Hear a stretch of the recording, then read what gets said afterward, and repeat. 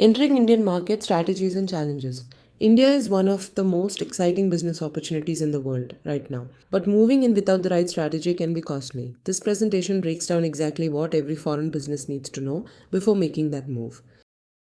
The opportunity is real, but so is the risk. India has 1.4 billion people with rapidly rising purchasing power. Government initiatives like Startup India and Digital India are actively driving foreign investment. But here's the reality. There are multiple entry routes, each with its own compliance demand. Regulatory complexity, infrastructure gaps, and cultural differences have derailed many well funded expansions. The businesses that succeed pilot first, scale later, and treat localization not as an option but as a survival strategy. 8 entry routes. There are 8 ways to enter the Indian market. A wholly owned subsidiary for full long-term control, a joint venture to share risk and tap local expertise, an LLP for smaller firms and professional services, a branch office for limited market research operations, a project office for time-bound contracts, a strategic alliance for knowledge sharing, piggybacking for quick distribution access, and mergers and acquisitions for rapid scale. The key message here: choose the wrong structure and you face regulatory delays and unnecessary tax burdens before you even begin. Top 3 routes in detail.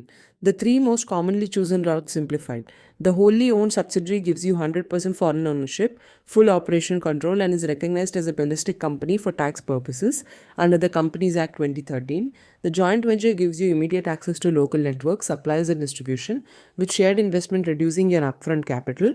And the LLP is the lighter structure, fewer compliance requirements, ideal for consulting, law, and design firms that want legal presence without heavy costs. Challenge 1: Regulatory complexity. India's regulatory environment is layered. The one gap stalls everything. And you need to navigate FEMA, which governs all foreign money entering India. The RBI for FDI reporting, reputation, and forex transactions, GST compliance, the Companies Act, and sector specific approvals from bodies like FSSAI, BIS, CDSCO, MNRI. Certification timelines average 2 to 4 months. Documentation requirements exceed US and European standards. Missing a single sector specific approval can block your entire process. Build regulatory planning into your entry timeline from day one, not after your first transaction is blocked. Challenge 2: Cultural misalignment. What works in the West often fails in India without adaptation. Buying decisions in Western markets are individual. In India, family consensus drives every major purchase. Western markets reward premium and convenience. India rewards durability and adaptability. Packaging that works abroad is minimal. India wants family size packs at value driven prices. And while brand loyalty in the West is moderate, in India it runs deep and lasts. Once trust is established, shape your products, pricing, and messaging to fit Indian preferences. Build trust first, then seek commitment. Challenge 3: Infrastructure, price, and competition. 3 more challenges that catch foreign businesses off guard. First, infrastructure, metro logistics, and rural reach are completely different realities. Start online to test demand before committing to physical retail. Second, price sensitivity. A $99 per month SaaS product in the US needs to become a modular $5,000 per month plan in India.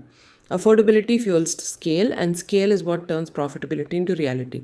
Third, competition: domestic giants, fast moving startups, and global brands are all competing for the same customer. Enter gradually, find your niche, scale only after product fit is confirmed. Challenge 4: The partner factor. The right partner accelerates everything, the wrong one derails it. A bad partner brings misaligned incentives, poor compliance history, weak distribution, and no real market presence. Choosing right means prioritizing capability and alignment, not speed or convenience. Conduct full due diligence. Use JVs, distribution partnerships, or franchisee models based on your specific industry. And invest in face to face relationship building, because trust is the currency that drives businesses in India. Get this right, and you gain faster regulatory approvals, wider market access, and cultural insights that money simply cannot buy. 6-step entry roadmap. Here is a 6-step framework for entering India the right way. Step 1: Define your objectives. Are you here for expansion, cost optimization, or talent? Identify your target cities and customer segments. Step 2: Conduct market and competitor analysis. Study pricing, distribution channels, and white spaces. Look for undeserved tier 2 geographies. Step 3: Map your feasibility and compliance plan. Allow a 2 to 4 month regulatory buffer. Step 4: Choose your entry structure and partners based on goals and risk appetite.